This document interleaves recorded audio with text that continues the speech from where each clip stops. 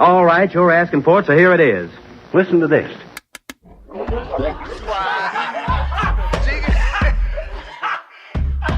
want you folks laughing at we partners pod, kid.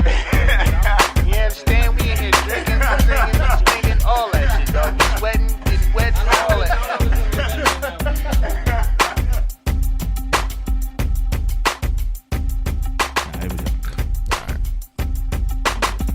All right, welcome to the 150th episode of the Drinking Partners Podcast. Yes, this is our Mike Singletary episode because our guest, while a good coach and leader in my life, sometimes can be a little hard on me and may kick me out the game. Nice. That's a good analogy. Nice. I feel good about that, although I'm gonna have to deal with this at home. You know what I mean? But as always, I'm all right. We're gonna start over.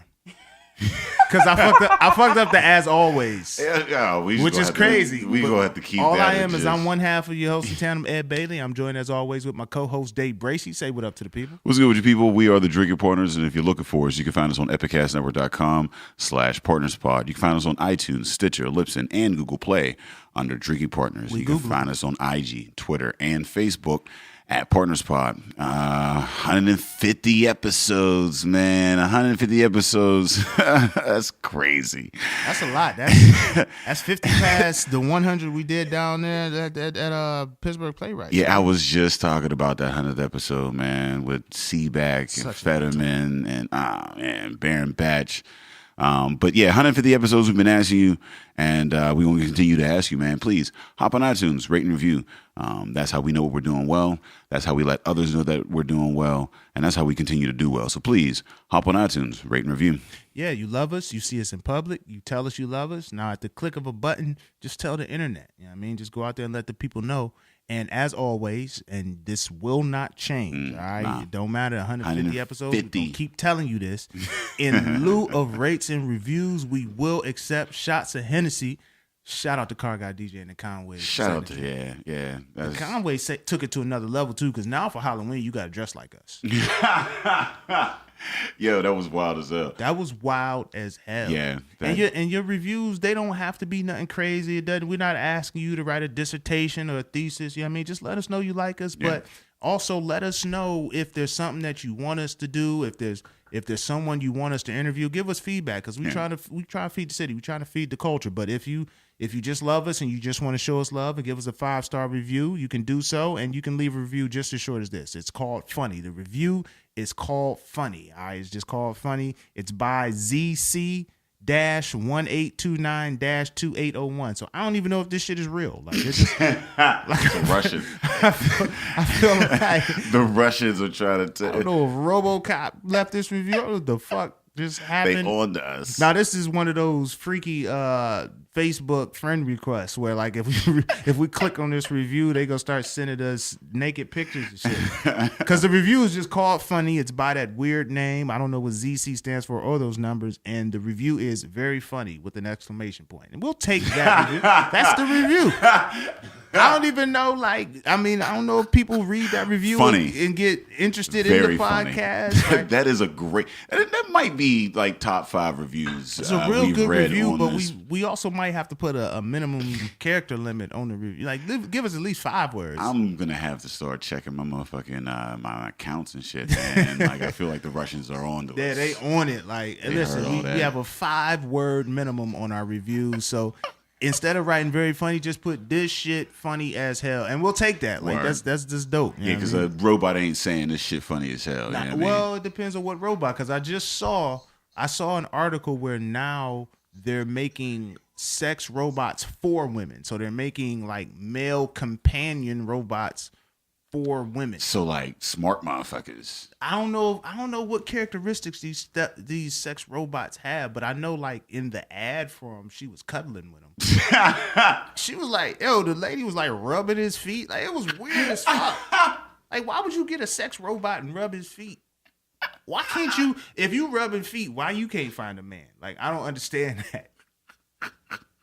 I feel like there would just have to be some sort of dialogue. You know what I mean? Like, I feel like there's, I don't know. I mean, his dialogue probably as bad as mine. Like, yeah, word. Like, that's all. Like, he has a limited vocabulary. You know what I mean? Like, it's only so much a robot's gonna be able to tell you. You talk all you want and they'll still be attentive. But in this, so let me tell you, so in this video I saw, like, they had a dude that was making the penises. Like, he had to make the penis of the robot. He was like shaving it down. I'm like, that's holding it by the balls and shaving the penis. I'm like, that is the worst fucking job. It's a craft. How do you even apply for that? A sculptor. How you sculpt penises for a living, fam? And you sculpting sex robot penises, like this. You might be sculpting a penis that you jealous of. Like, how do you do that as a man? Like, how do you sculpt the penis? Because they got to make it realistic. Like, it ain't even, because they can't even plastic mold like that. Like, I don't know how to get the dude. It's just plastic.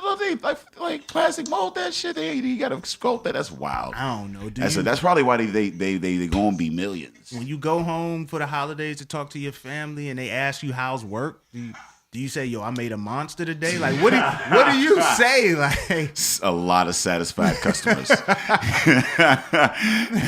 And if you're listening to this episode, man, we want to say happy holidays to y'all, man. We hope your year has been going well. We hope everything. I know 2017 been kind of fucked up for me, man. But I hope you around with your family, listening to Drinking Partners at the Christmas tree right now. Yeah, man. 2017. It's always nice, this time of year to, just look back. And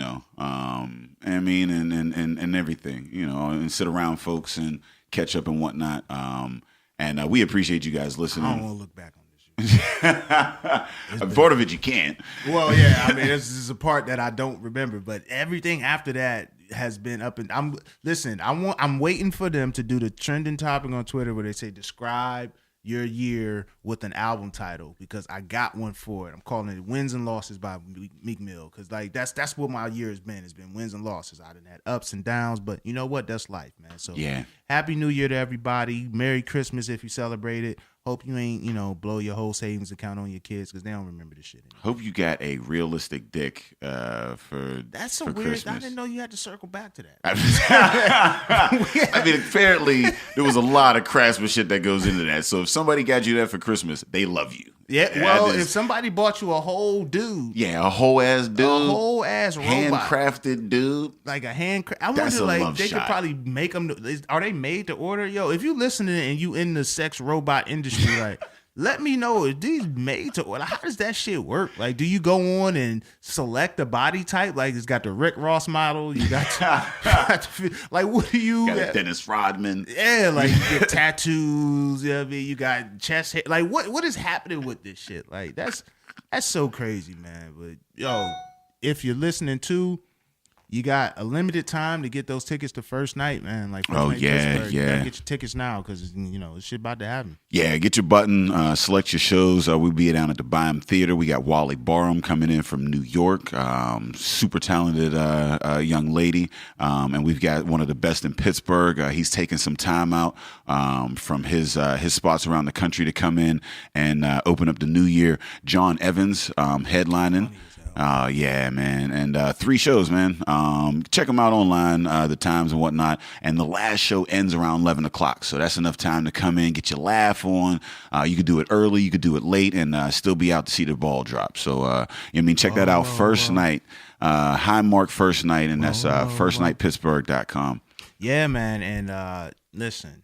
It was a great time last year. It'll be even better this year. We're trying to grow the culture out here. We're trying to keep our hands in everything. So make sure you get your buttons the first night. Shout out to Meebles. He got the buttons for the low.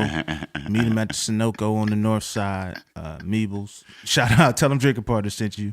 And hey, if you're trying to start a podcast, if you want, anything shouted out on an award-winning podcast, if you need help with promoting an event or anything like that, man, shout out Epicast. Truth, man. Epicastnetwork.com/services, man. Tell them the Drinking Partners sent you. They do great work around the city. Yes. If you've ever seen any of the media, if you're listening to the podcast, anything that we're doing, Epicast is, right next to us, making it look better than what it really is. They're keeping us sounding good, looking good, keeping our beards looking full. They gave their hairline one time. Like, they do good work, man. Whatever you need, they got it. Yeah, so, holla at them. Speaking of family, it's a family affair episode, man. Like, this has been a long time coming. I very excited about this because now I get to excited. Yeah, well, normally I come home late for a show and I get interviewed about my night, but now I got wifey on the hot seat. We have the creator and sole contributor of Cocopreneur here in the building, Khamil Scantling. Shout out say what up to the people. What up, people? No.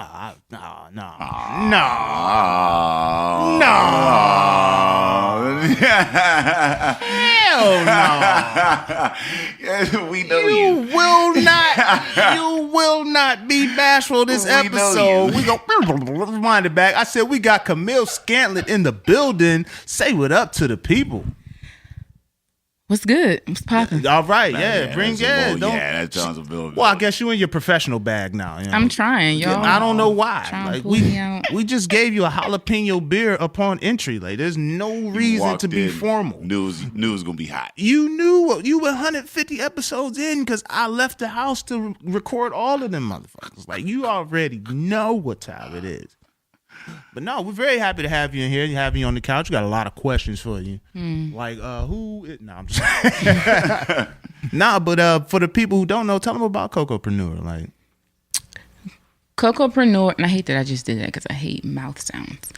I guess when you listen to enough podcasts, I mean, I don't listen to the podcasts. Goodness. So like you listen to them, so you hear all of that. Am I mouthy dude? Do I be like eating the mic and shit? Oh my god! Sometimes it depends on what if you're tasting a beer, it gets to be a little. I'll get in there. I'll taste the beer. I get in that shit. Yeah, I gotta walk away for a little bit, but Cocopreneur started pretty much. I'm a transplant of Pittsburgh, so I'm from Jersey, and I came here for Pitt. Left for a little bit, came back, and once I realized I would be living here, I started to kind of notice that there were not very many Black businesses that I could readily identify. So I couldn't just be like, oh, I'm going to go to so-and-so.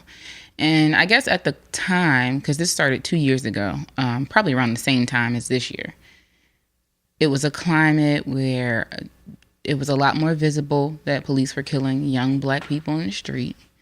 And I was kind of boycotting America in general. It's you know, I was you know, just pushing back, and what I was going to do was just stop giving my money to a society that put so much value on money. So I said that I was going to keep the money in the Black community where I felt comfortable and felt safe and trusted people with my money. So once I realized I couldn't find things readily, I decided that, I would start looking. And as I found things, I would share things. So it kind of just turned into a sharing thing. As I found businesses, I decided to share them with other people. So, yeah. And it's funny because before I even started Cocopreneur, what happened, I had a conversation with my good friend Nazora, who passed away earlier this year. And we were talking about organizing around, just making more community events and things like that. And what popped into my head is following like Black Lives Matter, doing this Black Dollars Matter campaign.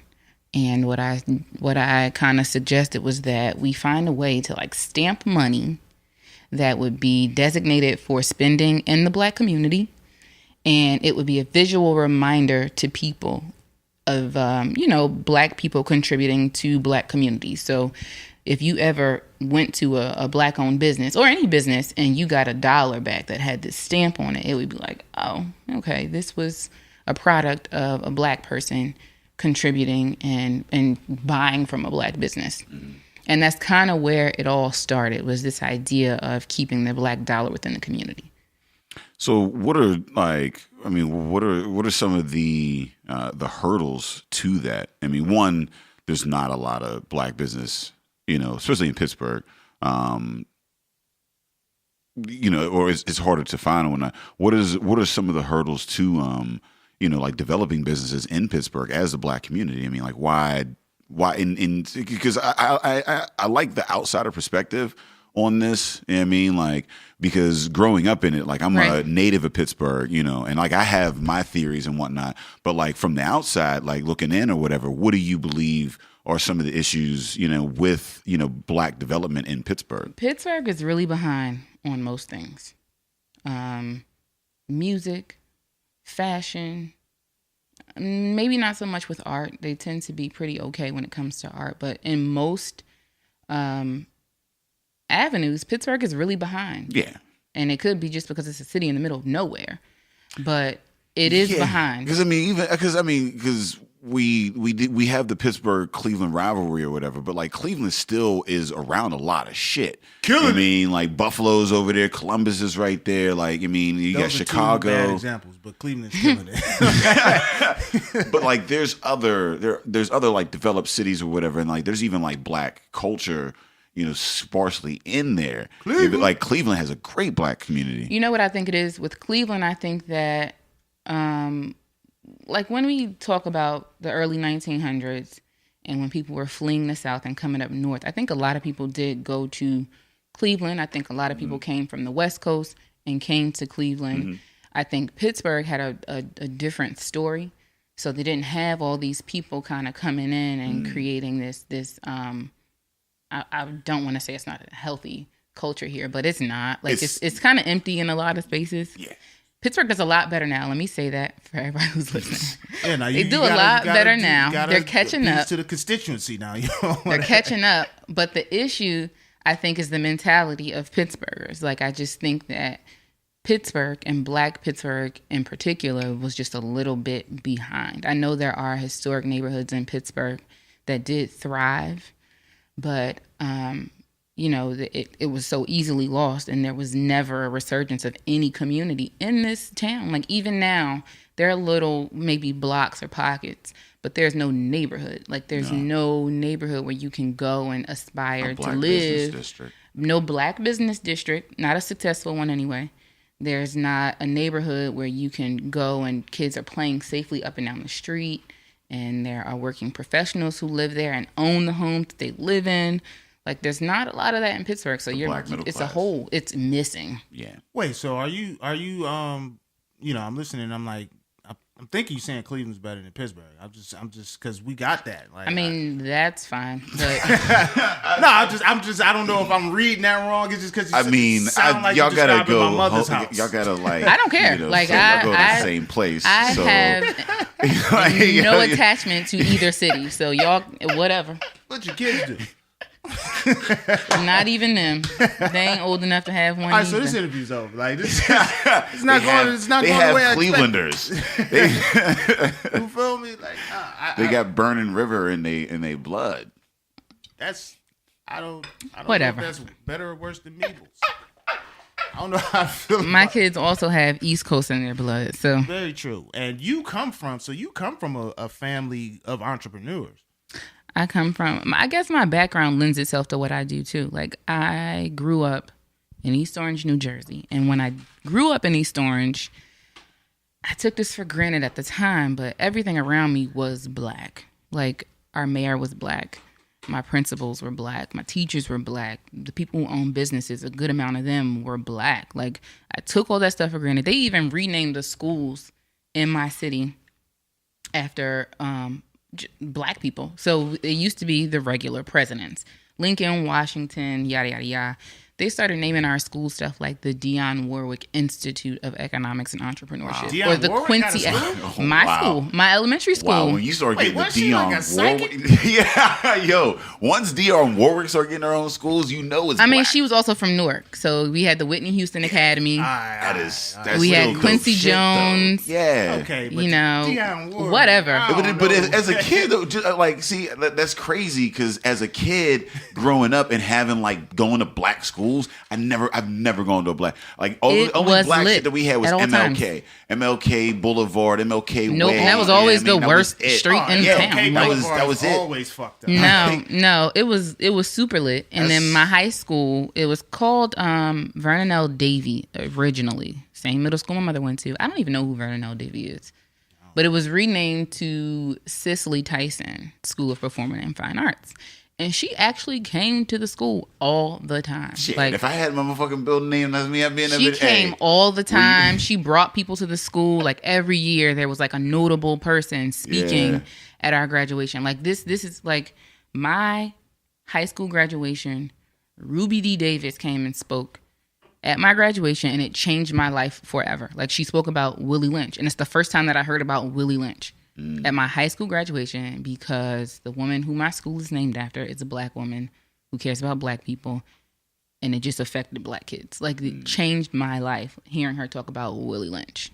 Yeah, I mean, I'm listening to that, and I'm a little jealous because, like, now I grew up in East Cleveland, and obviously in that area, the school wasn't necessarily named after an African American, but there were African American businesses, African American teachers, African American superintendents, but like we didn't like them motherfuckers. And our mayor was crooked as hell. Like it's crazy. Like I'm wondering, if Pittsburgh will get to that point, because I've talked about this on the podcast, and we've talked about this at home, where in Cleveland, when I visit Cleveland, my mother lives in Cleveland Heights, and in Cleveland Heights, they're the homeowners. You'll go outside, you'll see an entire black family. You see a father with his children, they're walking the dog. They got all the, you go to Shaw High School. It's like when I went, it was only one white person every year. It's a white girl. She always got pregnant and just didn't finish the school year. But it was a different white girl every year. Like it's crazy, but like it's entirely black, and you do take that for granted. But then when I got to Pittsburgh, I thought Penn Hills kind of mirrored that. And then I found out, nah. Nah. Like Penn Hills is vast.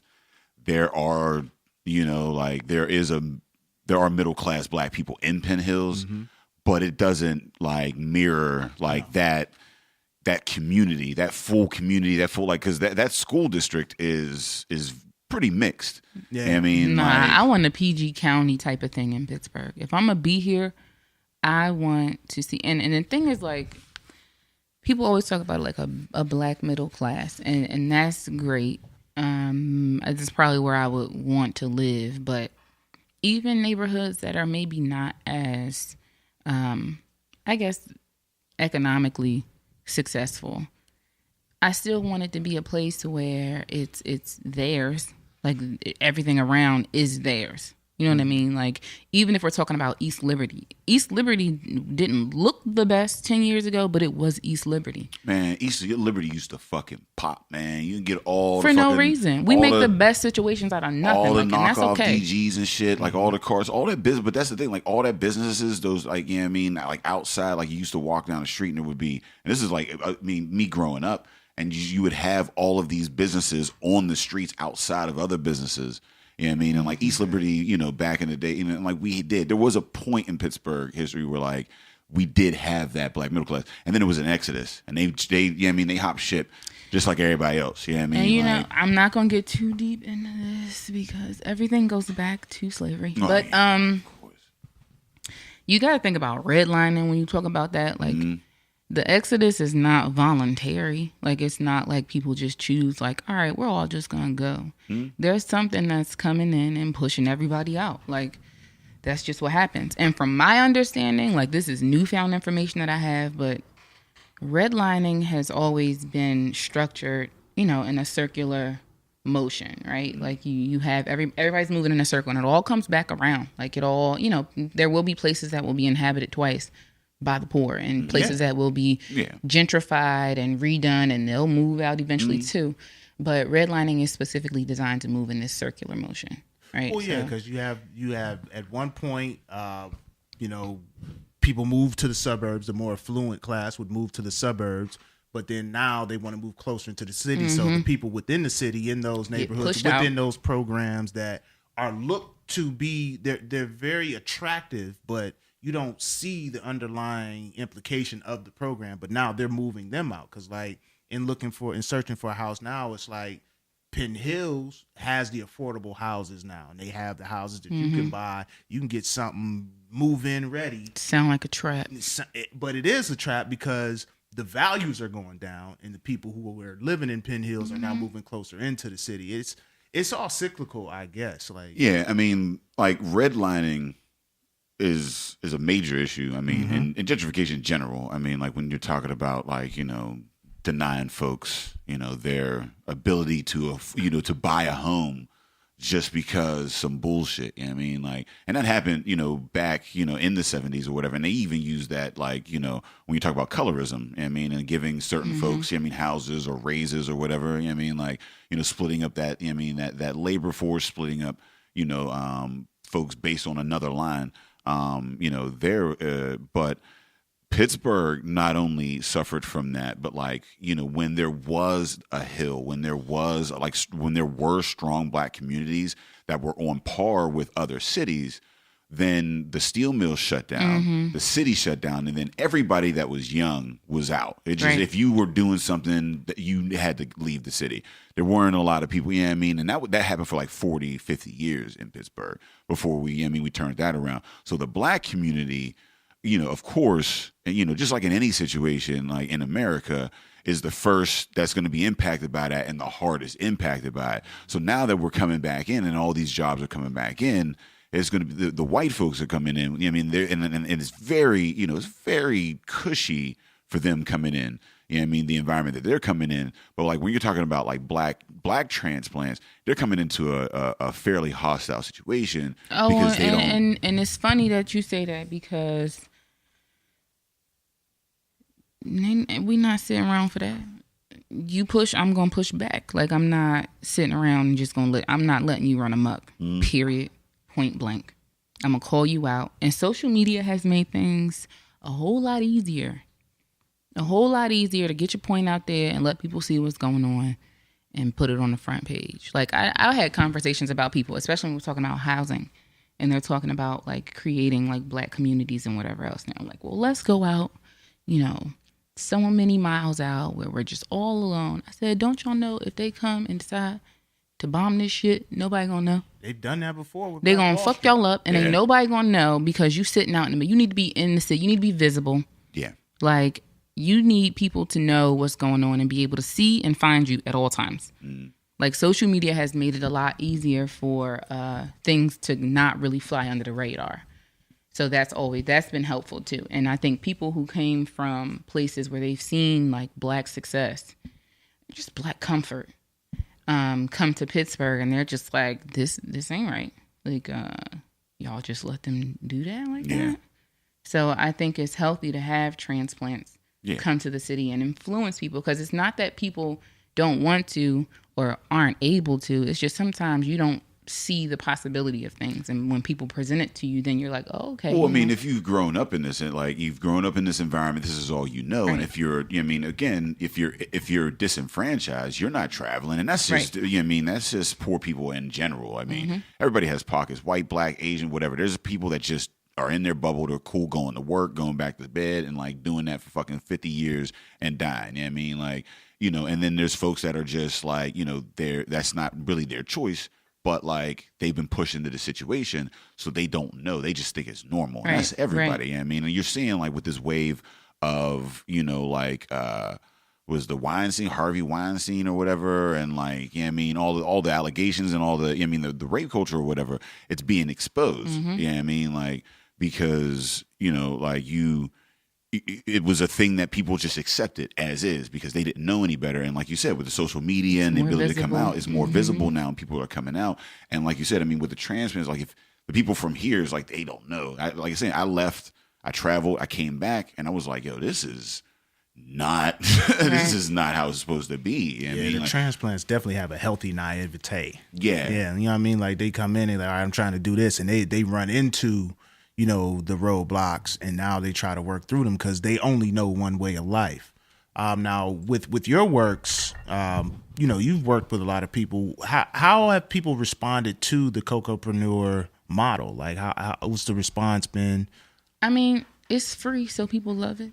No, for real. Like, you know, you do have like different people who do some type of similar marketing, but they want you to pay for it. Mine is, it really is, I've realized, a community service more than anything else. Because I thought about it, like doing some type of merch and yada, yada, yada. That's not even I'm not concerned with it. My real concern is sharing the information and just bringing people together to do things as a community. I just feel like we'll be better off if we stick together. So people are super receptive, and it's funny. I tried not to put my face on like Yeah, I've noticed that. Instagram and stuff. I try to separate the two. It was a while before, like, I actually followed you before I knew you was you. Like, I was like, what happened with that? So the first time that I put my face on Cocopreneur, like, hey y'all, this is me. Yeah. I got like 20 people who accepted the invitation to like the page. Like, they were like, oh, all right, well, because you know people be trolling. Yeah. So they don't know. But it's like I went and got my hair done last night, and I don't come up front and be like, hey, I'm Cocopreneur. I want to get this thing from you. Yeah. I wanted my hair done. So I went to the girl and I sat down with her. And, you know, as we're sitting there, I said, you know, did you know that I run Cocopreneur? Because we were talking about something. Mm. And she just had this whole follow like, oh, my God, you're the reason I entered this braid contest thing. Da, da, da, da. And it's touching. You know what I mean? Like, it is touching. And then I run into other people and I introduce myself. And I'm like, oh, my God, it's so nice to see you. I love what you do. Flower House like Naomi. Mm-hmm. I mean, you're doing something good for the community, right. And like, I mean, it is because, like I said, I mean, like I followed. It wasn't too long, but I mean, I had followed you for a little bit, and I saw, and I was like, oh, because like, I mean, it was novel in a sense for like, I mean, the way you were doing it, utilizing the social media and whatnot, and the various businesses and like the tenacity and the consistency in which, I mean, you did. It wasn't just like every once in a while get an email here and there or whatever. It's like there's different shit popping off. I'm like sitting at work, like I had no, and then it'd be like I said, you've become like my like go to now. Like if I'm like, I mean, if there's some shit that I'm trying to get into or whatever, like I'm gonna try to, frequent. That's my favorite thing to do. I love when people hit me up and be like, I'm looking for such and such. Do you know whatever? And I can just start spitting stuff off. Like I've done it for caterers and like I had a friend hit me up like, I'm looking to do so-and-so for my husband and I want to get this personal chef. And I'm like, okay, here's so-and-so. And then I ran to her in the grocery store like, oh my God, he was so good. I'm so glad. That stuff is like fulfilling for me. You're like, the plug. I love being the plug. I love being the plug. So that it just gives me, like I could say it's selfless. It's not selfless in the sense that it allows me to contribute to like a healthy business, like Black business community in Pittsburgh. And then, people do appreciate it. Like that always feels good when people appreciate the things that you do. So, and you're also, I mean, and people don't understand, like, I mean, because when I say there's no such thing as altruism and I try to like change minds with folks or whatever, I try to make it like, how is this benefiting you? Mm-hmm. You know what I mean? Like, why should you care about poor people or Black people or this, that, and the other? And like, the world is a better place now. You have people that are no longer disenfranchised or that have the means of making money, and now they're not criminals. Now they're not breaking into your fucking car. Now they're not dying and causing your company like money because they can't pay for their cancer bills. Mm-hmm. Now, like, I mean, there's so many different. I mean, like, jails, hospital bills. Like, there's so many things that like having a poor society, it drains on all of society except for the very elite. That 1% is going to keep making that 1%. So it pits everybody against each other except for the elite. Yeah. The elite have figured out a way to prey on the poor. Yeah. Well, they prey on everybody. The elite has 50%. I'm speaking specifically to their relationship to the poor. I mean, they prey on the fact that shit exists and you got to find it through us. Like, that's how they prey. But, like, they prey on the poor. I was actually talking to a guy. I was working Improv this weekend, and then he was talking about all the shit he does and all of the roles that he plays at his job at the Improv, and I had to tell him, like, you gotta chill, bro. Like, they're not compensating you for that. Like, you're doing like, and I had to learn that the hard way. Like, you do all this extra shit, and they take advantage of the poor mindset where it's like, the harder I work, the more I do. Yeah. The better I'll be off, or I'll get compensated, and they won't. Like, it's like, yo, thank you, we love you, bro. Yeah. Right. When you talking large, the larger the business, $50. The larger the business, the less they're gonna appreciate what you do. Aside from the fact that it's not costing them money. Yeah. Exactly. So, what? I mean, obviously, I've seen the response that you've received. I've seen everything that you've done. I've seen the growth and everything that you're doing. But I've also seen like where sometimes it can be frustrating what you're doing. So what are some of the roadblocks that you run into, or some of the issues with? Because again, you don't, it's a service that you do provide. But for example, I know, it comes to a point where it's like, all right, I gotta vet the businesses that I am going to shout Yes. out. Like, I can't just be shouting out everybody because they just black. I was trying to figure out where you were coming from with that, but now I know. Everybody has that story about like, like, I went to this black business and they weren't. Wait, let me. Don't start. Don't start. I'm gonna keep it clean. Specific. I know. That's why I'm gonna clean it up before Dave goes into his bag. Now, you have to understand the history of these things, right? So, black people in America, we were slaves for how long in this country? 250, 300 years, some wild shit like that. I mean, my mom. I don't feel like doing math, and I'm not gonna do it. My aunts and uncles went to a segregated school. I'm the first generation. We've been for real free, and when I say free, I mean you can go to the schools that you kind of want to go to if you can afford them or whatever the case may be. Water fountains and shit. Yeah. 60 years. Yeah. Out of being here in this country for 400 years, give niggas a chance. Yeah. Like, people have just gotten to the place where they can actually figure these things out. There are some families, non-black families, who have been business owners. That was the blackest moment of this podcast. Y'all ain't even seeing what just happened. A police siren went off and we damn near canceled the rest of the show. All three of us They like, was what the fuck? They gave the look and was like, you got weed to go? You talking about some sensitive stuff here. You never know. They listening. We've only been kind of free to do things for so long. There are families in this country, non-black families, who have been 3rd, 4th, 5th, 6th, 7th generation business owners. So, people know to put certain things in their kids' names so that when they hit a certain age, they'll have these entities in their names. They know about separating, limited liability from anything else. Like, they just know these things, and black people don't know it. There are people who know and understand the concept of customer service. You know what I mean? Like, there are a lot of businesses, there are a lot of black-owned businesses who still have the mentality of, a closed-minded, deprived, disenfranchised person, right? So you're going to treat black people like shit because everybody else treats black people like shit, and you going, soft shoe for other people. That's just a matter of conditioning. So you have to give black people a chance. My thing, like when I run into a business where I feel like the service might not be the best, and it's normally service. It's hardly ever quality. Hardly ever. It's normally a service thing, making me feel valued as a customer. I have to tell people up front. Like I called the place once and I wanted to order something, and the person who picked up the phone was really off-putting.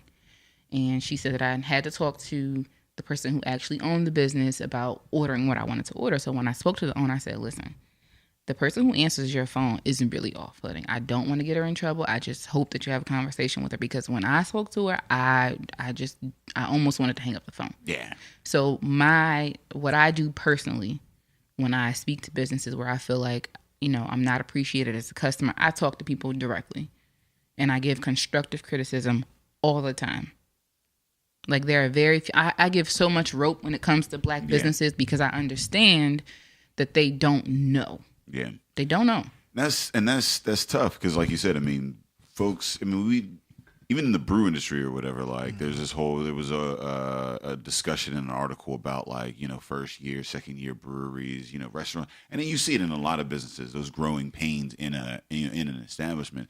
The thing that is different in a black establishment versus your typical white establishment is that they don't have as much capital to keep them afloat through all those growing pains. So that customer service, the feedback, like the feedback that you gave, and like the things that you get that in businesses, in a lot of businesses, but they have just enough, and they have enough business, volume wise, as well as capital on the back end to keep them afloat through that if it's going to be a successful business. Whereas, like you said, with a black business, they don't have that same capital, and they don't have the, like you said, it's that learning. And like, these are folks that are trying to learn, like you said, second, third, fourth generation of entrepreneurship, whether it's, you know, your dad owned you know, this type of law firm, but now you own, you know, like a printing factory. Yeah, or some anything. Shit. Like, yeah, I mean, it it's translates still, across. Yeah, it's still those, you know, I mean, that entrepreneurial, like, you mean, that know-how, you know, I mean, the principles and, you mean, and whatnot. So, you know, yeah, you are coming from, it's a double one, you know what I mean? It's low capital to keep you afloat through the, you know what I mean, the folks that might like leave you because of a bad product or a bad, you know, whatever in the beginning. And two, not even knowing that here are some of the jewels to put forward first, because if you do have good customer service, but the product is a little bad, sometimes people will still come back. People still come because you appreciate you my appreciate money. the customer That's service, you appreciate the money or whatever. And like, and that's the thing that like, you know, sometimes, like you said, I mean, with the black community, we're like, it's quality. Like, you gonna get this shit. It's quality. Like I might not talk to you all nice and shit like that. I mean, my mom used to always tell me, I ain't gotta like you to love you. You know what I mean? Like, I'm trying not to. I'm not gonna say a name. Stop saying this shit to your kids. I got another. I have another like, example that's very similar to that, and this was a situation that involved my mother, so I got real sensitive about it. But I gave somebody. Like I told my mom, you know, she should get this thing. And she decided to get this thing, and she was a good customer. My mother owns a business, so she understands difficult customers and, you know, what it's like to be a good customer. So she paid the fees up front. You know, she gave all specifics for what she wanted, right? And this person went like ghost. So she's like, you know, I ain't hear from so-and-so. I'm like, okay, well, let me reach out and see whatever. So I reach out. I gave 24 hours because I know you on social media. I see you. And, you know, I didn't get a response. So I put up a post, and I made sure not to bash. You know what I mean? I wasn't super negative about it. I wasn't, you know, coming down. I just shared the experience that I had and said, be leery. So, of course, I get a response. And we had a conversation. And the conversation was, again, a constructive one. My mother spoke to him first, told him, you know, as a business owner, you know, you have to communicate things with people. If you taking somebody's money, you're going to have to let them know what's up. And then I spoke to him after the fact and told him, you know, you got to make sure if you're doing this that, you know, you're under promising and over delivering. Don't tell me you can do something in a certain amount of time and you got all this stuff backed up. You clearly can't. Yeah. Still did some wild stuff after that. He still did some crazy stuff. And then it was so hard to not deal with him because the finished product was so dope. Like, it's just hard. Yeah. You know what I mean? Quality is generally there. It's just the service aspect and the business principles that come with owning a business. If you can't do something yourself, you need to delegate. Yeah, I mean, that's the thing. I mean, it's not even just in the black community, even in entrepreneurial in general. I mean, like I said, I think the black community is more heavily affected because of where we're coming from and where we're trying to go. I mean, but like you see those same struggles throughout all of entrepreneurship. I mean, like, you know, there's... That ain't my concern. Yeah, I mean, they have...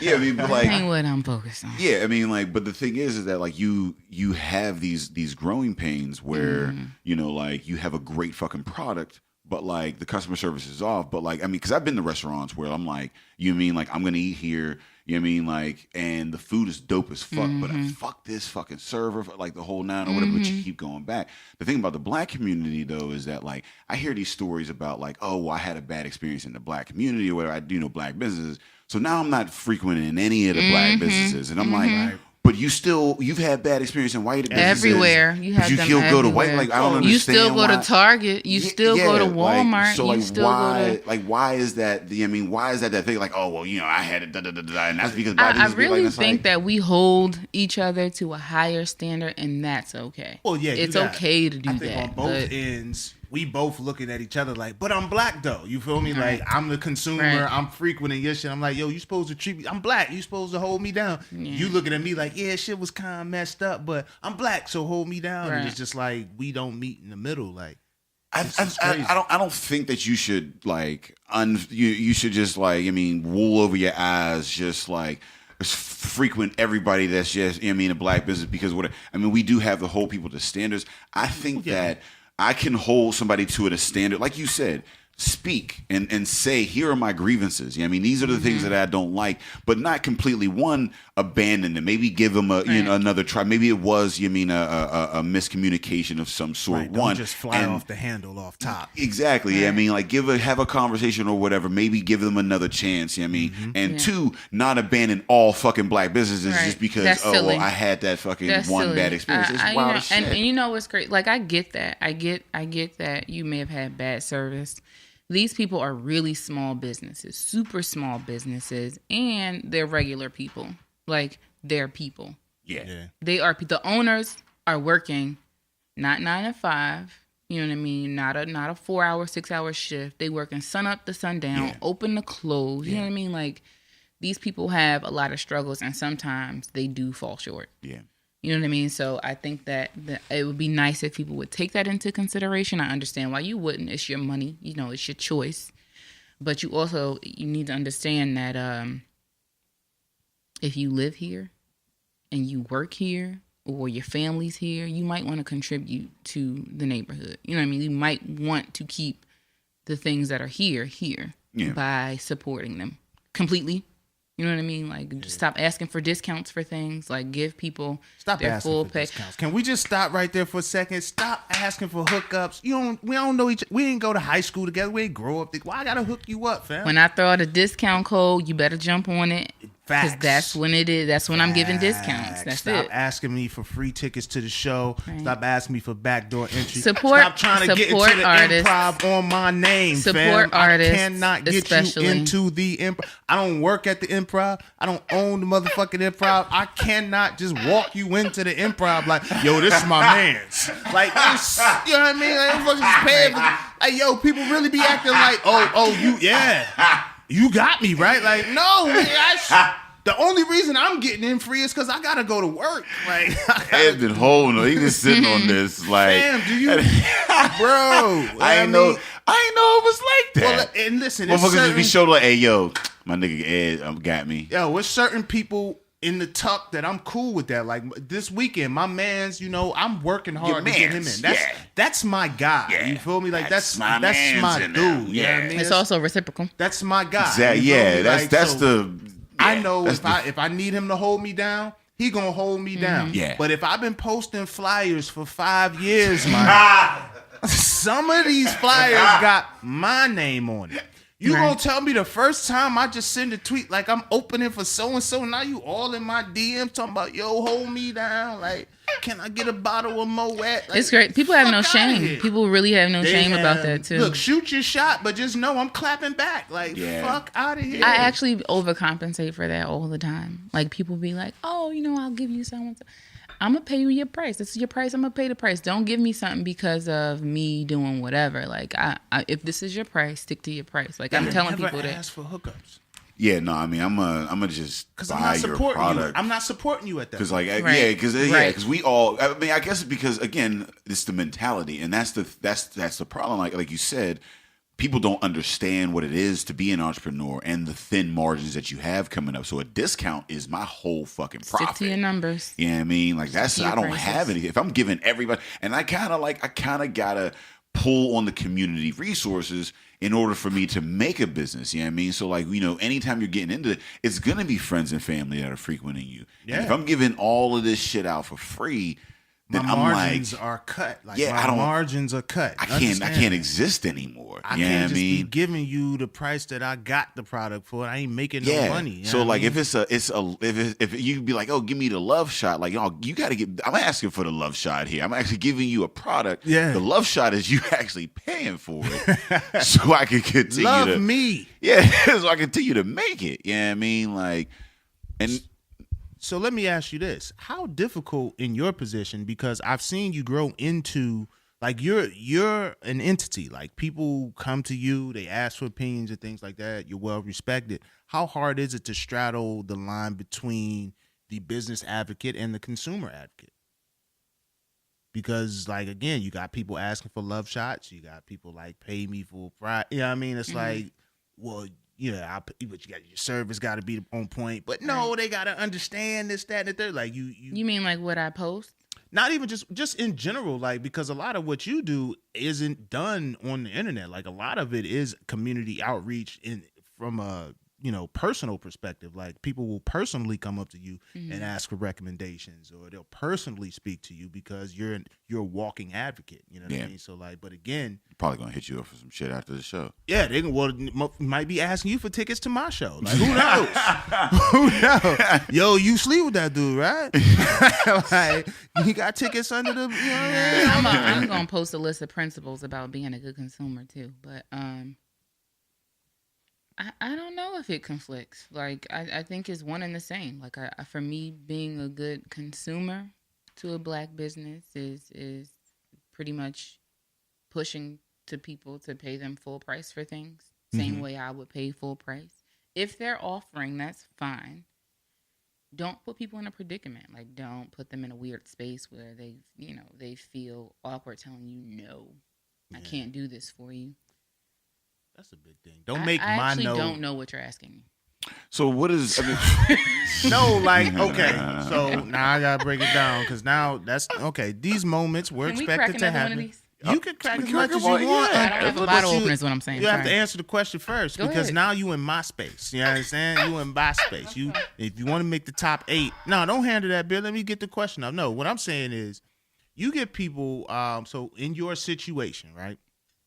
That particular business owner, they validate their actions. He or she, they will validate their actions, right? Now, obviously, you're on your mother's side, but let's just say your mother's just someone, a consumer. Right. The consumer has concerns. Right. Now, you understand the limitations of the business because you just spoke on, hey, these small businesses are not like the chains that you're going with the okay. So. I'm going with if you are a business owner, you have responsibilities too. Like everything is not an excuse. Okay. You can't make an excuse for everything. You shouldn't make an excuse for anything. No, I mean there's a complete difference between excuses and like reasons. I got excuses. Yeah, I mean like excuses. The thing that we're talking about, I got straight excuses. Yeah, and for me, I have no tolerance for it. You decided to start a business and call yourself. You said something. A business owner. You decided to say that you had this thing up for sale and you had it ready. Yeah. And you didn't. Yeah, you said something and you did not deliver on that something. That's a legitimate concern. For me, some things are not knowing necessarily the business world. Some things are character issues. You know what I mean? Like some things it's just a matter of you not really being responsible. Yeah. I'm generally going to go with the customer unless the customer is out of pocket. Or maybe I'll go with the person who's right. Yeah. Sometimes the customer is right. Sometimes they are not. The customer is not always right. I don't care what nobody say. The customer is not always right. But like, the customer be wilding sometimes. Yeah. I've worked in customer service. Like, so customer service in general in a way of different shit. But like actual, because I think, to be honest, like we were talking about customer service, and even in your entrepreneurial endeavors and like just things in life, customer service is a skill that you use in a great many facets of everything that you do. But when I say I worked in customer service, like I mean like on a phone that you call and be like, yo, I got a fucking problem, right? And you know what? Like I like in that industry or whatever, I've seen it. I'm like, you're right. The customer typically has a legit concern. Somehow the company fucked up. Me as a customer service dude, I ain't even got the power to make that shit happen the way you want it to happen, how it should have happened. So I got to be like beat up on or whatever. Yeah. But typically the customer usually doesn't call unless you really fucked up. Like, because most consumers will take a lot of shit. Yeah, you know I mean, before they call back. If they really like the product. Sometimes the bigger asshole you are, the less shit you take. Okay, so I was a shitty customer last week. So, well, why would you say that? Because I go to this coffee place all the time. Yeah. And I went to the one that's near my mom's house, and they were messing up my order twice in a row. They messed up my order. My mother was like, "They messed up my order the last time I went there too." So I called, like, "What's Is this Duncan? Because Duncan be fucking Yes, I was up. trying not to say that. Duncan be fucking up. Duncan be fucking up. No, I be at the Improv, and the people who work at the Improv be telling me how Duncan be fucking up. The one on Brownsville or whatever that is, they always fucking up. I asked for a cinnamon raisin bagel toasted with butter and jelly. I get a plain bagel. I go another time, they give me cream cheese. Like, what the fuck y'all doing? No, this is the one in Easton. I went Dunkin' to this Donuts place. motto was to fuck your order. Maybe. So I went to this one place and they messed up the order 3 times.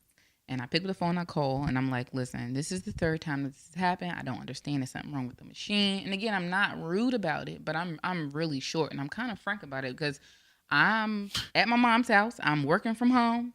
Like, I don't want to get up and have to drive back down the street to take this coffee back.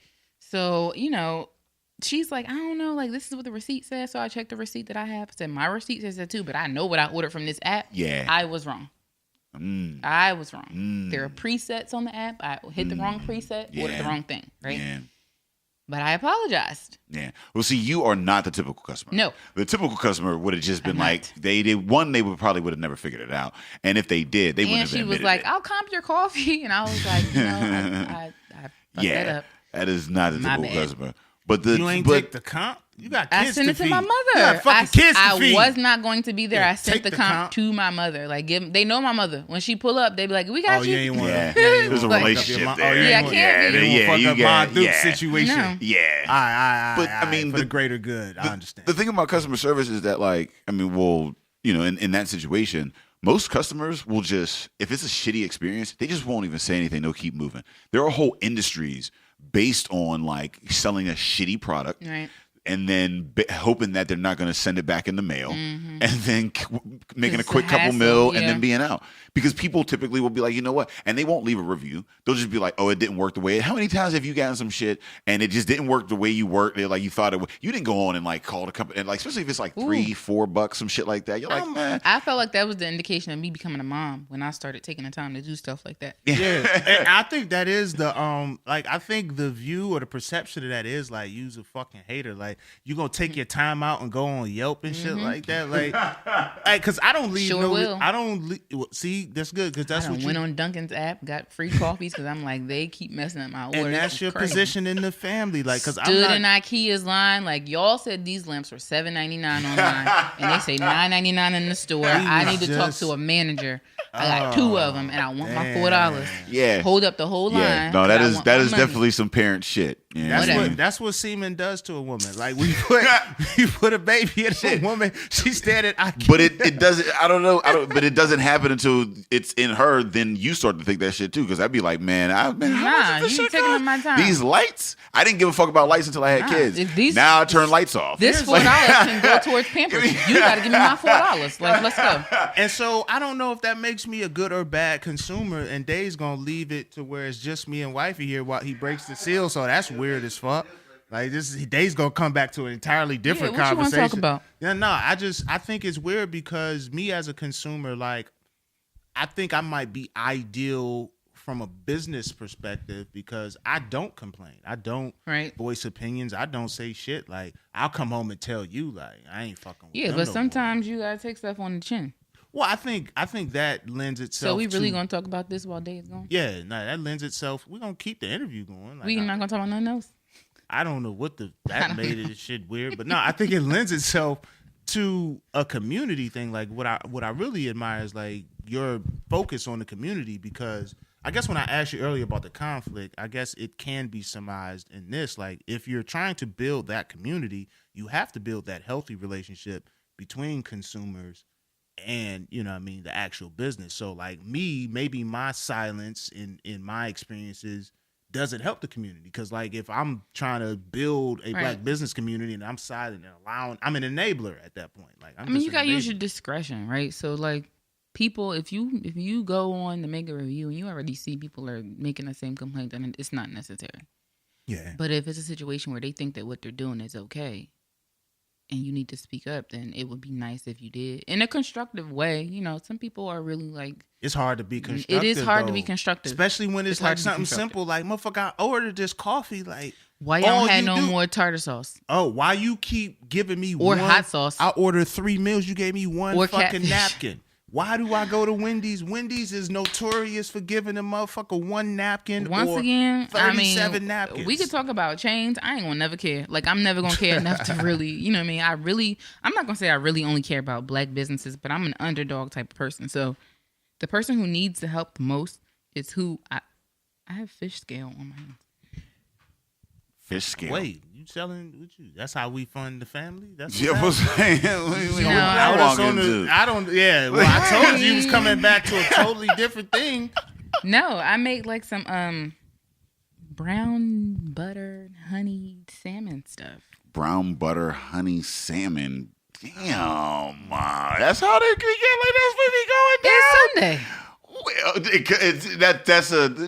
that's how I they got time going to down. do. Daddy works hard, man. You know, understand? Like I'm out here working hard, man. I gotta come home to a meal. Like you feel me? And our babysitter is pescatarian, so I need to make sure she has some. I don't know what pescatarian is. I think it's a church in East Liberty. But look, no. What? No, man, they be having all these crazy ass diets. All these diets. Like I never I'm growing about up. to be pescatarian. Growing up, like you don't do sound have like a religion, you don't like a have a diet growing up. What is that? Is that when they just eat off they only leaves? eat fish? No, it's fish. They only eat It's fish. the only like meaty thing is fish. And I don't understand that. I don't understand why just fish. Because chicken is shitty, beef is shitty, pork is Fish shitty. ain't what the. Well, here's the thing about is- fish. Most of it is fake, and a lot of it is farmed, and it's not nearly. I mean, as, I only buy wild caught salmon when I buy salmon. You don't know where that salmon fucking is my. salmon I came sure from. don't. I Nah. sure don't. Nah. Where the I fuck don't. that salmon But came from? it makes sense to me. It doesn't make sense to me that there's this much fucking chicken around. Where are they getting all these chickens? If Where they you get all the these people- salmon though? For a lot of What? motherfuckers Or eat what salmon salmon? A lot of people too. don't eat. Not like chicken. Salmon. No, I mean, Oh, there's wait, way whoa. more chicken Okay, than time out. salmon. I Chicken give is you just that. meat. Think. Think about the ocean. Mm. Think about fish. It's very vast. They run in big ass. There's a lot of schools fish. at a time. But I don't know if there's. I feel like there's at least in every motherfucking city. Think about a catch, right? When they got a big ass net of fish. Think how many fish in that thing. There's a lot of ass fish, man. Right. There's a lot of When lobsters do you and see that shit. many chickens? I don't listen. When I look at Ever. seafood in general, Have you though, seen a chicken coop?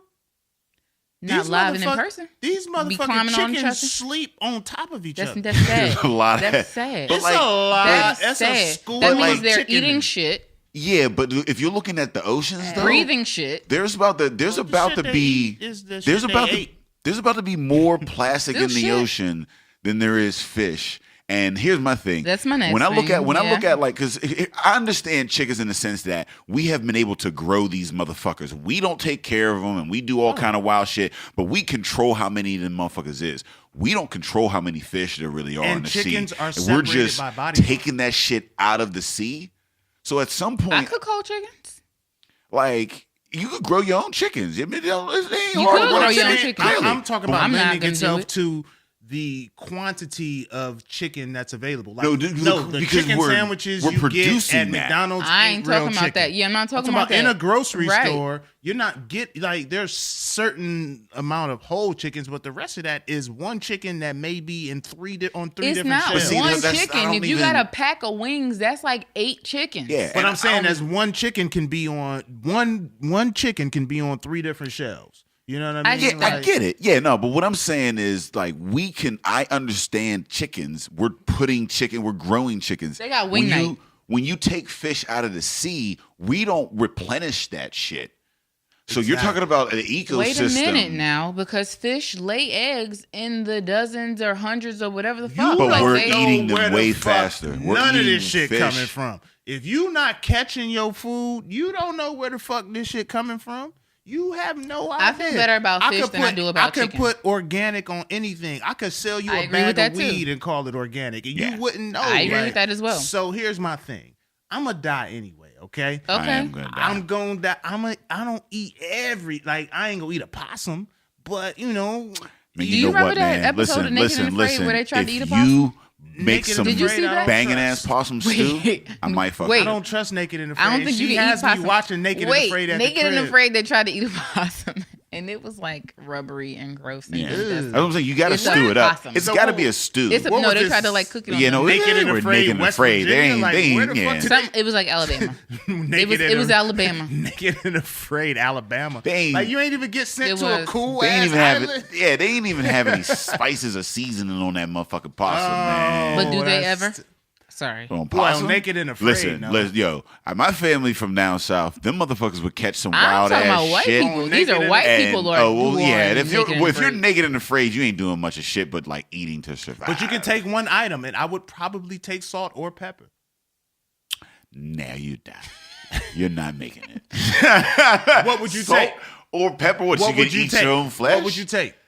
I would definitely take a machete. Yeah, it would be a multi-tool like thing. I could crack Yeah, coconuts. I mean, it would be a I multi-tool. can cut up meat. I like a can kill Leatherman. I ain't something. seen not one person with a machete. I have. I've seen the one episode that I saw. I'm Dude taking had a salt machete. or pepper.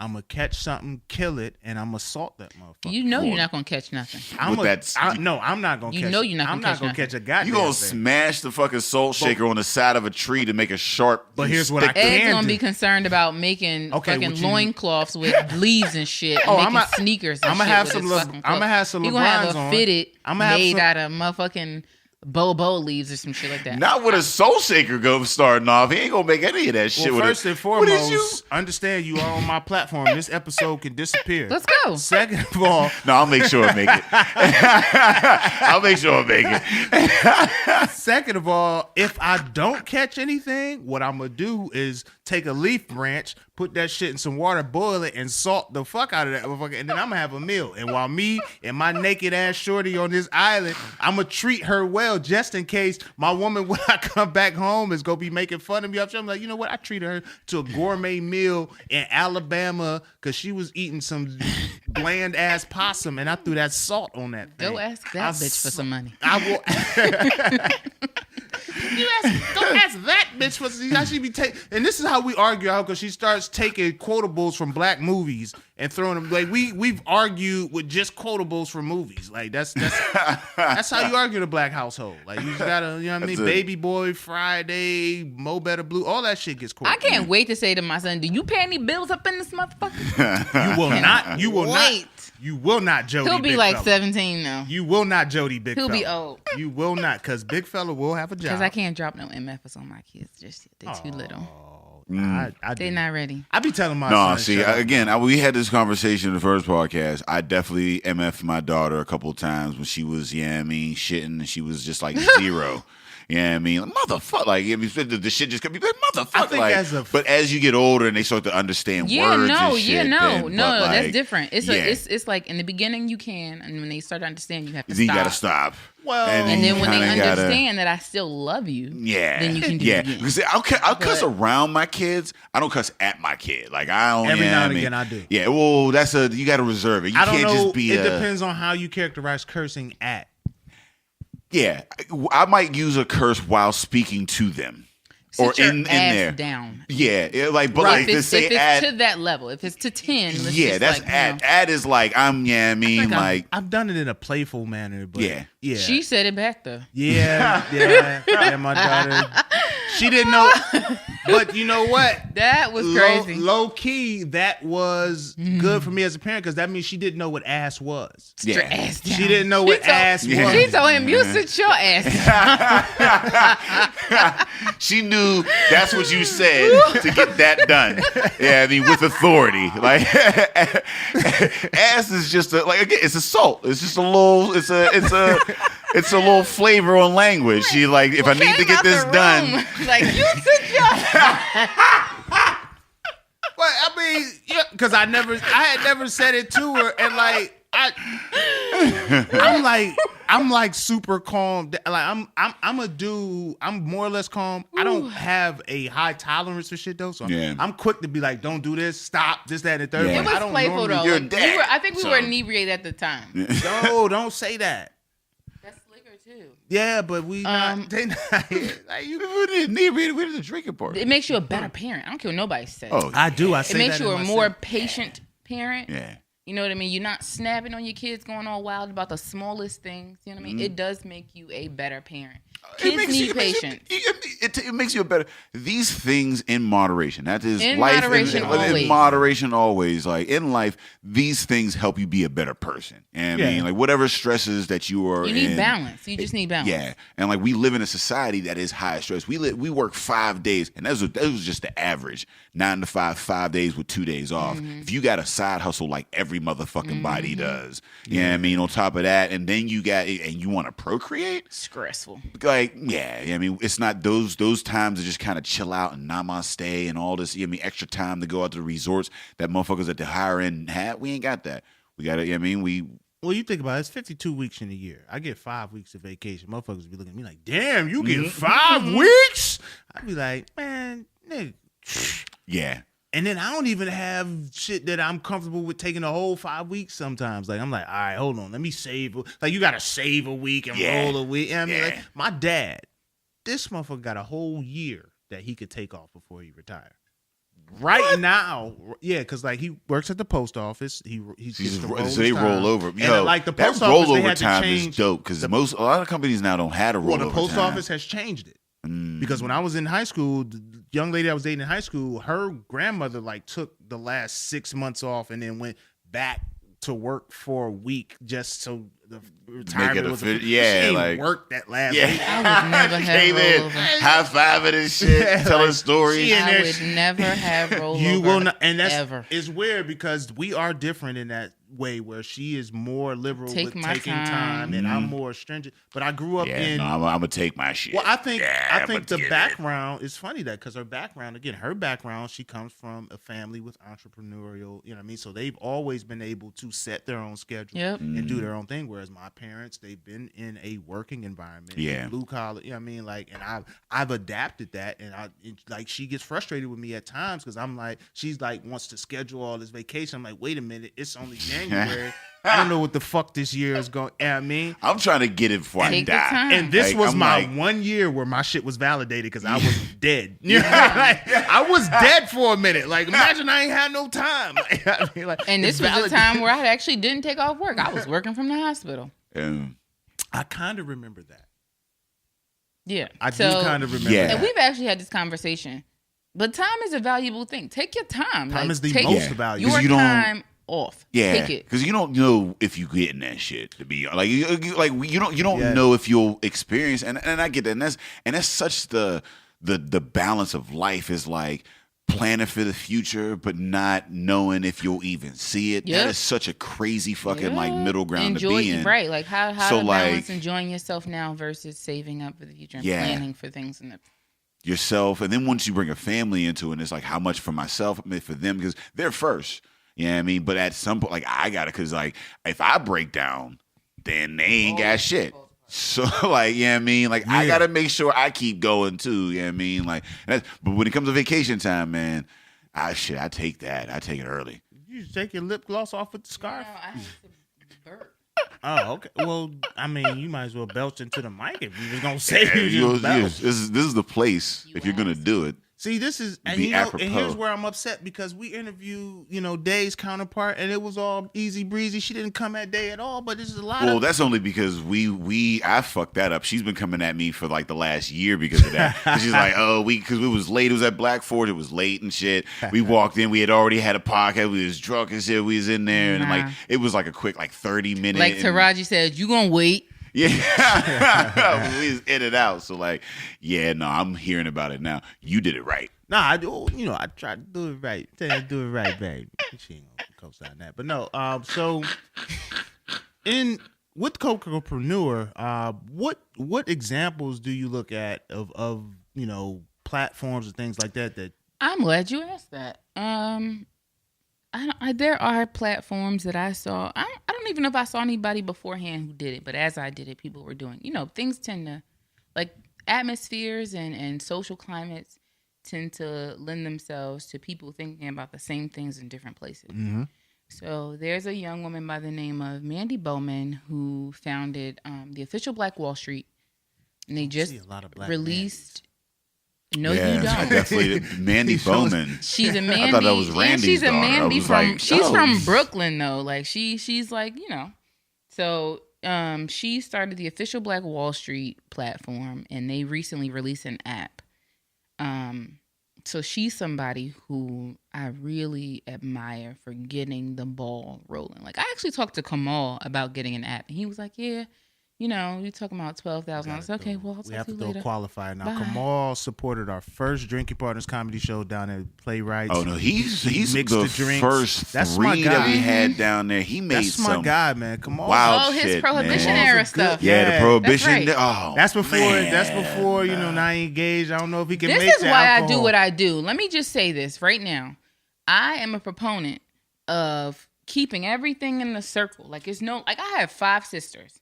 I talk to them all the time. a lot of sisters. What are your interests? What are you passionate about? Whatever you're passionate about, you need to own it. Because if you're into law and you are into accounting and you are into education, there's no reason why my business can't go to you for accounting and my kids go to the school district where you are an administrator.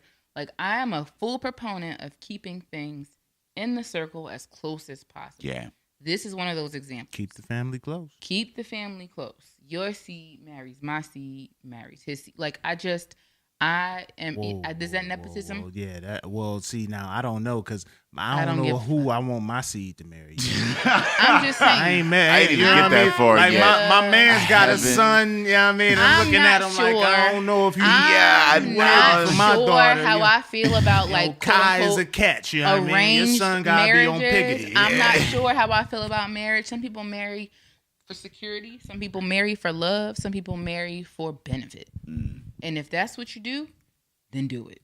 I mean, if it's legal, y'all doing what y'all do. Like, whatever. Me personally, my views on marriage or whatever. My daughter, like, if she's going into whatever she believes, like, as long as she is going to be happy doing it, I mean, Right. like, and taking care, and she's, like, making smart decisions.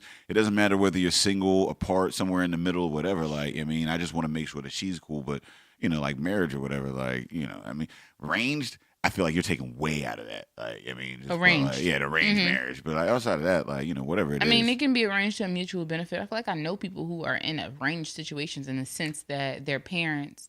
Are you talking about Pittsburgh? Because Pittsburgh got like some pseudo arranged marriages. Like it's motherfuckers that don't really love each other.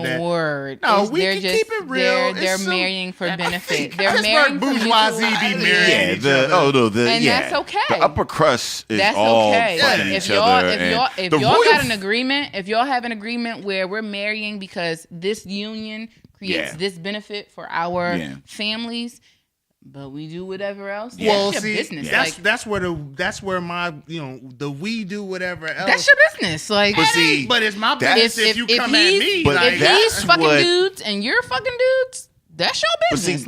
But if he fucking dudes and he fucking you not fucking don't me. fuck him. Don't fuck him. That's what the poor don't understand. Like, I mean, you look at like Rolling Stone and The poor shit, definitely Hunter marry S. for love Thompson, and the shit that he reported on the higher end bourgeoisie motherfuckers. Them motherfuckers don't have any boundaries whatsoever. They have unlimited funds and access They to don't everything. have any boundaries. They got any boundaries. But like, possible. But they push that on us, and they go, "Oh, you should." I mean, how many motherfuckers be like? They always push idealistic. Yeah. How many motherfuckers are like, "Oh, well, gays, nope, can't do that shit," and then they get caught sucking dick in a fucking McDonald's. Like, what? Yeah, man. At least go to fucking Olive Garden. Like, but they do. I mean, like, and it's out there, whatever. Right, But on Olive Garden does not get the Cocopreneur cosign. Absolutely not. Olive Garden, nah. I took you to Olive Garden once. Yeah, you did. Ain't that a bitch? There was.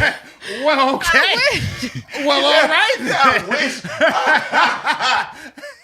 Whatever. Ain't that okay? So I mean, you were young. You paid the Olive Garden tab. You were young. You didn't tell me. You didn't tell me dining. You were on young. that motherfucking. Hold on, because this. Okay, so this gonna be like a 3-hour podcast where I just review my relationship and all the money I spent.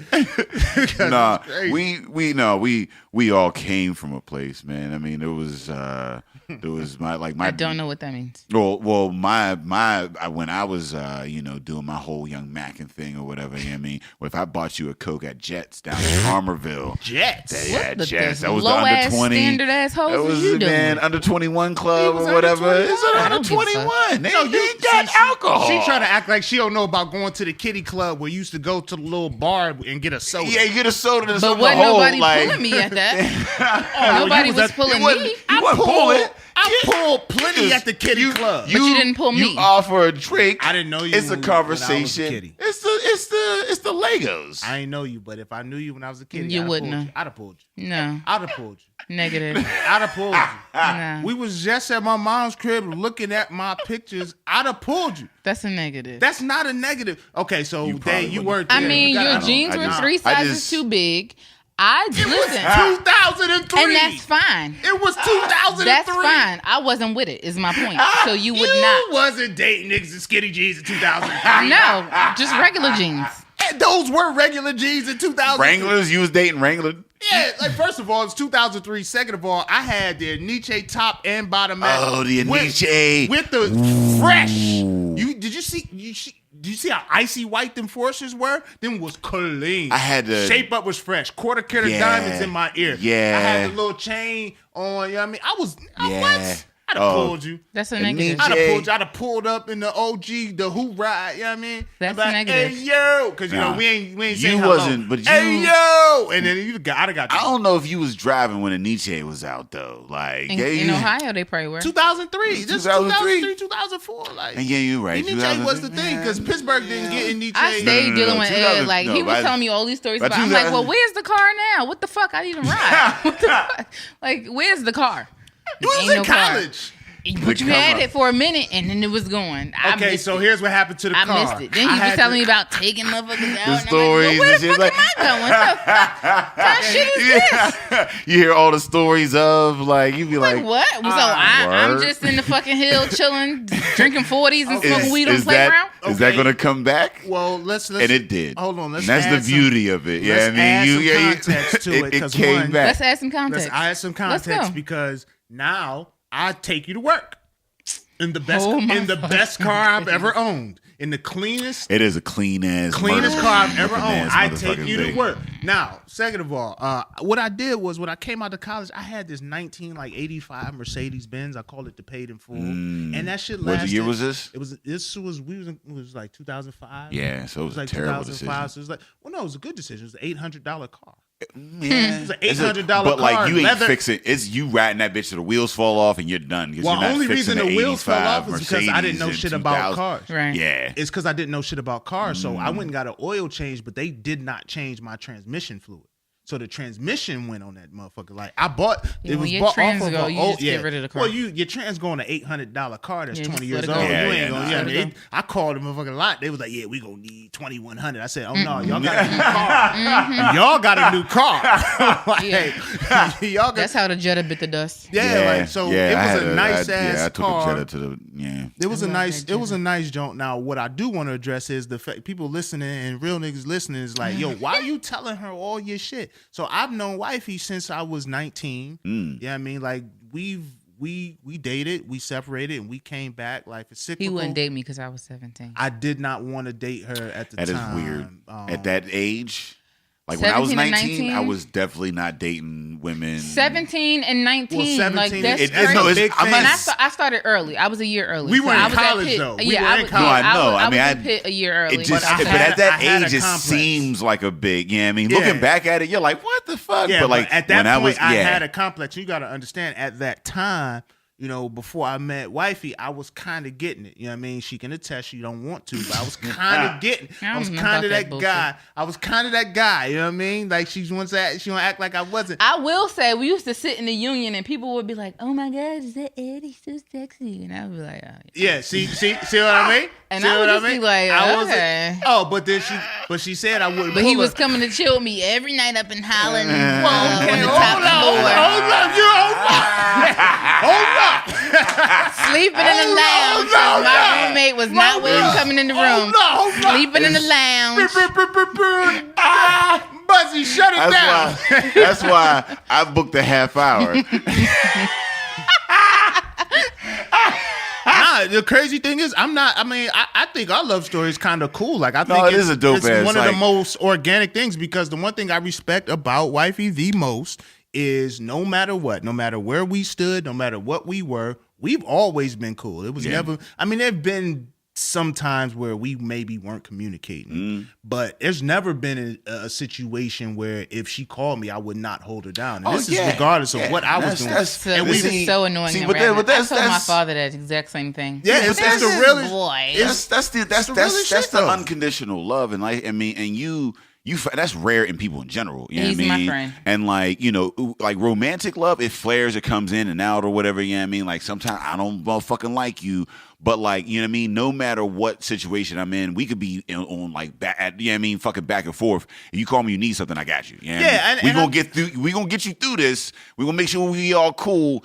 And then I'm gonna start like you again. Yeah, I mean, until we come back on the terms. Well, I think we met so young. Like again, I met her. She was 17 in college. I was 19, and I felt like I was an old head to her. Yeah. And there was motherfuckers had to grow up. That's all it was. Really just growing up. Like now that since I've been an adult and making money and doing the things in my career of choice, like she been by my side. She got me started in comedy. Like I always talk when people ask me how I started. I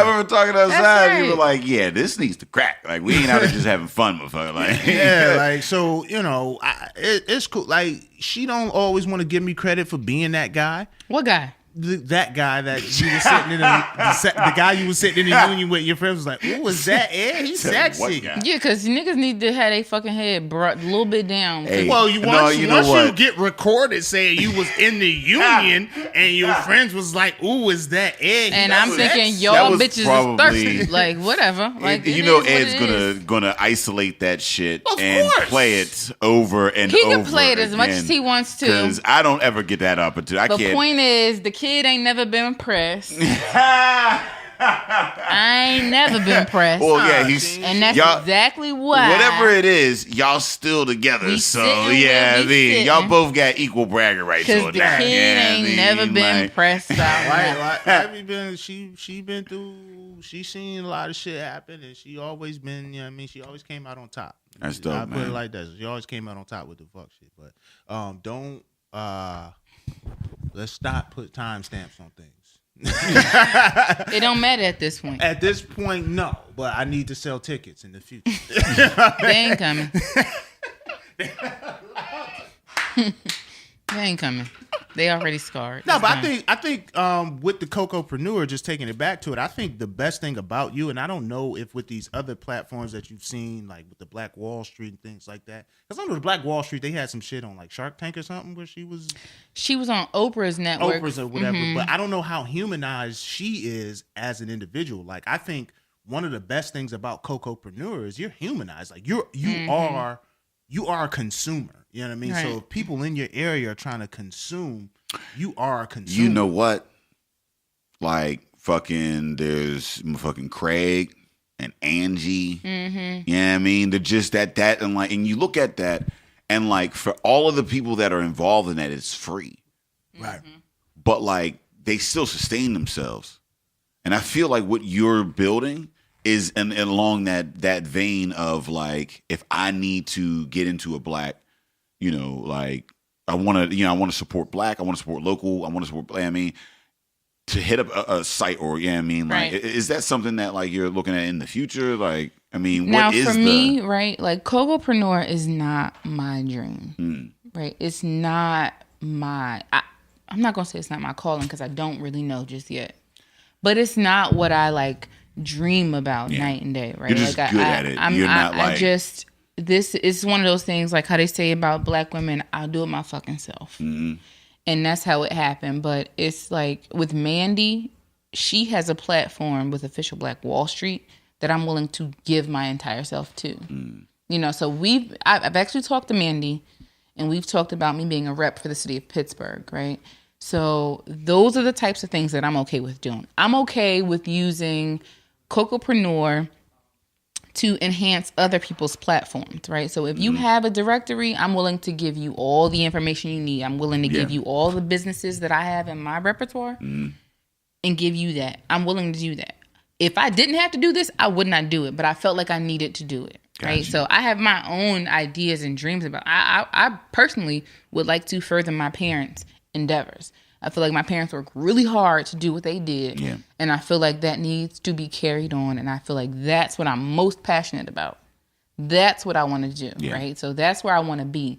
But Cocopreneur is important for where I am right now because for me, my kid needs to grow up in a place and see people who look like them do great things. Yeah. Like my kids need to feel like anything that they want to do is within the realm of possibility. Yeah. And that's and like their father is an example of that. And like when Ed said earlier or whatever about how like, the politics and like, people in the community that like, they were black or whatever, he was like, you didn't get along with that. That in and of itself is a privilege that like there are so many black people. I mean, that you can dislike some of them and you don't feel a need to support them just because, because you're just trying to like. That's freedom, right? Freedom, exactly. Freedom is choice. Yeah. Freedom is choice. Yeah. Like I should be able to choose where I want to go and who I want to do things with and where I want to live. I shouldn't have to decide that I'm going to go here because it's black only. You know what I mean? Like I shouldn't have to decide that I'm only going to, I shouldn't have to pick and choose. Like I should have the freedom of choice. That is true freedom for me. Being able to move how you want to move is freedom. Anything else is just you being tricked into thinking something else. Like I had this conversation about the housing thing and people were like, oh, we should move out to a rural area. No. I want to go where the fuck I want to go. I like city life. Yeah, I really do enjoy city life. I like city life. I and I want to live in the city, but I want to be around people who look like me. Yeah. It's most important for me. I realize how much it influenced me seeing people who look like me. And I need that to happen for my kids. Like I need them to really feel like, and for me, just growing up in America in particular, if we're going to stay here, you need to own whatever you do. If you're into art, you need to own your art. If you want to open up an art gallery, if you want to sell your stuff, privately, that's fine.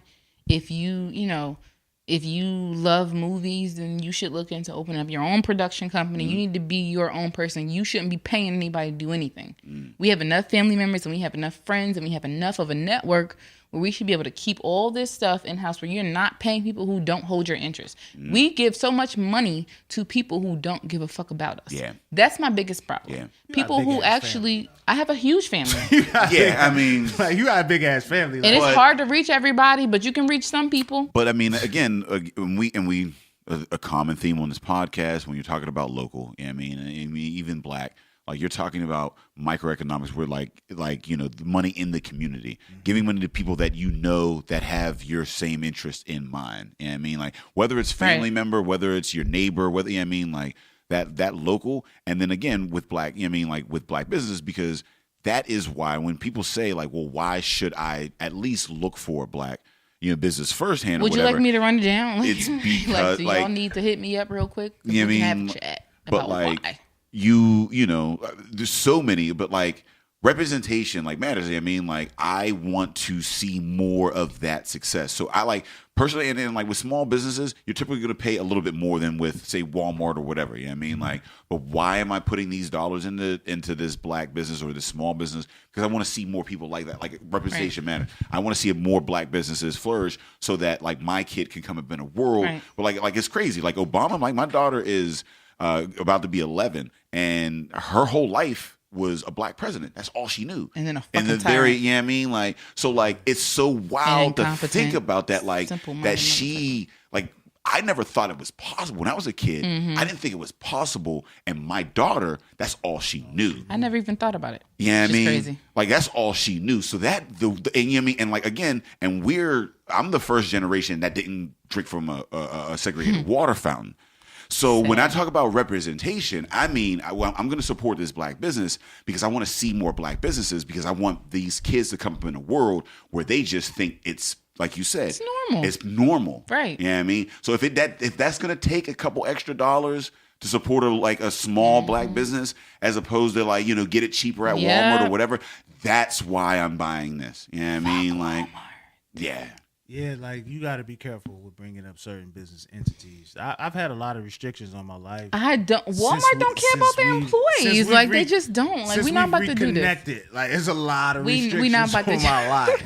Like it's certain places. And you know what makes me real sad though? You know what makes me sad? The fact that that's even a thing. Like I hate. We were talking about food earlier. I hate that I have to go places and think about what the fuck I'm about to eat. Like, I hate that I have to think about what I'm about to buy and what's in it. Yeah. Why y'all can't just be upfront and be straight and be That's good? because you're too smart. I'm dumb That's a enough. lie. I'm dumb enough to just put shit That's in my a face. lie. I really eat a lot of. I eat a lot of garbage. No, I know it's garbage. Y'all not dumb enough. Y'all smart enough. Y'all, like you said, you know you're gonna die. Fuck it. Yeah, I'm gonna be happy. I mean, it's I look at it as the gym exists. Whatever the fuck I eat, I can burn all that. Yeah, I don't even. I mean, I guess, but you know, I don't have the gym. I don't have that excuse. I just You got the. I'm aware. Should Kathy a personal trainer? I know. I do have it. I have That's available wild. to me. Where's your muscle I don't have mass it, day? James. Where the fuck is your I don't muscle have. mass? I don't use it at all. I don't use any of that shit. I just am like, you know what? I'm gonna get as much as I can. Dave probably has really before strong it's out. calf muscles. No, Dave probably got some weird strong shit like an index finger. Really strong ass index finger. Like, Oh, them groceries? Yeah, with the one trip. Always one trip. Nah, it does not matter. It's the thumb pressing that button on that pen. His thumb is strong as hell. Just got that muscle working. He's a crazy thumb wrestler. Oh, Pro. shit. So we've been having a lot of fun. We gotta close this out. So Yeah. what do you think, or what are your views for the future of Cocopreneur? For the future, again, I would like to lend myself to people who are more, I guess, and I'm committed to this, I am, but people who are more passionate about it, people who I feel like it's their life work. I want to commit myself to that. So for them, I want to be able to extensively, like Official Black Wall Street has like 7 or 8 listings, some of which are not even open anymore. I want to be able to get that on point. Like, I want that to be up to date. Hours of operation are correct. Websites are correct. That's what I want. I'm good for that for Cocopreneur. I want to continue to present opportunities for people. It's sometimes hard to get funding. I want to continue to push people's funding efforts forward. There are a lot of people who are looking through Kiva loans and Indiegogo and Kickstarter, things like that. I want to continue to push their campaigns and get them funding for things, because community funding is extremely effective. And people don't realize that, but I want to keep pushing those initiatives for them. I may get a directory. It depends. Like if I can kind of partner up with Mandy, then I don't need to do that fucking work. Yeah. Like I'm good with that. Like I'm good. If they can just get the app, and the app is free. Like if people can download that app and Pittsburgh is fully stocked with businesses, then I'm good. I don't need to create the directory. I'm not here to necessarily, again, I really just did it because I felt like there was a need for it. But if somebody else wants to do this shit, come do it. Because that leaves me freedom from other things. I just think it's important work and it needs to be done. So I'm doing the work. You're filling a void. Filling a void. And you're doing it for the love at this moment. For the love of black people. I love people in general, but there's an affinity I have to black people. Mm-hmm. There is a niche that needs to be filled in Pittsburgh in particular in regard to black people and ownership. And we need to realize that there's a lot of power in ownership. If we're talking about businesses, if we're talking about real estate, there's a lot of power and equity and ownership in this country. I mean, even if you don't agree with the game, we're in it, so you need to play it. Yeah. So, I mean, that's really what I have. I want people to keep coming to me for. I'm very open and I'm very available. When people hit me up via DM or message, I generally will hit back within the same day and give answers. So, any questions you have, anything you're looking for, any ideas you might have, any reservations you might have about things, if you hit looking me to up. Just build a motherfucking app on something, I mean, like, oh, you know what I got? I mean, and fuck around. I mean, let me know, because I'm a connector. Me Me neither, and I'm gonna glance over it. I'm gonna keep it moving. I'm gonna keep it going, because we ain't gonna put Zay on blast like that. But I just, I'm just saying, I think a Coco app would be dope as shit. I mean, I know you just put up a post about Jay, whatever, and not saying shit or whatever you said. Listen, man, but fuck with me, I got it. So, if y'all have any questions about things, always hit me up. If you are a black business and you're looking for funding, if you are a black business and you want some free marketing, because that's generally what it is. Or if you're looking for anything at all, please send me a message. I am extremely receptive. I'm always willing to talk. If you want to call me, I'll pick up the phone and talk if you want to talk. She's not giving out her personal number on this podcast. No, but if you hit me up and I'm okay with you, I will give you my phone number and we can talk about things. Nah, she not. No phone numbers exchanged. I was waiting for the backup. Like, I have had some weird experiences where I'm like, are you really hitting me up or are you like, nah. But, if you got testicles, you need to hit her through me. oh, is this nigga sleeping? And you know what? Some of y'all got ovaries. You gotta hit her through me too. That's true as well, because I've gotten some of those vibes. But because I don't know. But yeah, hit me up if ever you need anything. I'm very receptive and I'm very open and I'm really here for the people and I'm here for the community. And let me say this real quick: I am so not anti-white. I'm just very pro-black. Again, because people are we're the underdogs. We're the underdogs. We need the attention. We need the help. You help the kid that's most in need. Yeah. Like if you got a needy kid, that's Black the one that needs lives attention. matter because those are the motherfuckers Who need that it are getting, most. that are getting killed most often. Yes. You know what I mean? You gotta, need to stick up and remember, if you're not a straight white male, the shit could be you next. So you need to keep that shit in mind. Like, I mean, intersectionalism, especially white women, because y'all be on some other shit. But intersectionality matters, and y'all think y'all immune to shit. Yeah. But whatever. I mean, they voted. They Y'all voted better, for Trump. Let me tell you something right now. I don't have time for this shit. Grab him by the pussy. All I wanted to do was ask you where they could find you. This shit turned to a conversation we having on our living room I'm just couch. saying. I'm about to say this gets real deep. So we're not going to take it all the way there. But So it where gets can real they deep. find you though if they do want to reach out to you? I am on Facebook, Twitter, and Instagram. Cocopreneur PGH. So that's COCAPRENEUR PGH. So it's Coco like hot cocoa, and it makes a preneur. A couple brews in there. That's dope. Did I? I thought about it real hard. Like I had to see the letters in my mind. But I don't know if you spelled it right. I don't know either. CO. I think it's COCOA. COA. Did I not say that? I said COCA. So No, that's not right. Yeah. COCOA, like hot cocoa. PRENEUR PGH. You know I was going to. Good job. They let the people know where they can find you.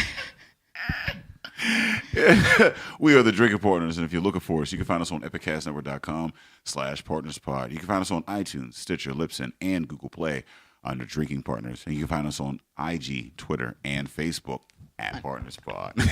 I'm going to do y'all rundown one day. Hey, listen, we want to thank Wifey for coming through. This is a long time coming. You know what I mean? Check out Cocopreneur. If you're black or white, man, these are good businesses on the website. And for those who don't know how to do good business, I want to leave you with a couple of profound words from Frank White, profound black lyricist. Number 10, a strong word called consignment. Oh my God. Strictly for live men, not for freshmen. If you ain't got the clientele, say hell no, because they gonna want their money rain, sleet, hell, snow. Follow these rules, you have mad bread to break up. If not, 24 years on the wake up. Slugs hit your temple, watch your friends shake up. Nah, I ain't gonna do all that. Because they're going to somebody getting Drinking Partners is the crew. But as always, yo, we want to thank Cocopreneur for coming out. You know what I mean? Support local business, whether it be black or white. You know what I mean? Support local. Support the people in your. Support black business, definitely. But make sure we circulate them dollars, man. If you want your community, if you want your immediate community, your city to improve, you have to circulate those dollars here. And in the words of Wifey, fuck Walmart. We are Drinking Partners. Drinking Partners is the crew up the cast. It's the family. We out of here.